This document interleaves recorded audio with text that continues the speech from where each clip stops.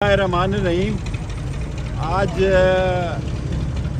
Case की समाअत हमें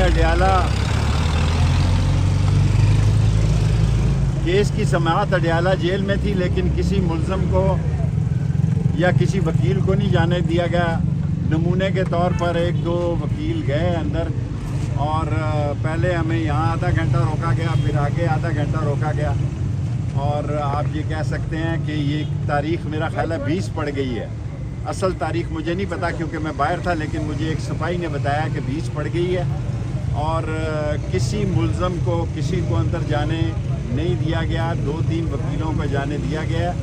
अब अगली तारीख़ पे देखते हैं, आने देते हैं, जाने देते हैं या नहीं जाने देते। लेकिन आज की तारीख़ पे किसी मुल्ज़म को अंदर कार्रवाई में, जेल के अंदर की कार्रवाई में शामिल होने नहीं दिया गया। और अभी जज साहब भी आपके सामने चले गए हैं और आज कार्रवाई बेमानी थी। और अगली तारीख़ भी जो है वो अडियाला जेल में पड़ेगी और नोटिफिकेशन बता दिया गया है कि नए नोटिफिकेशन के तहत अब ये कार्रवाई जो है अडियाला जेल में हुआ करेगी, बाहर नहीं हुआ करेगी।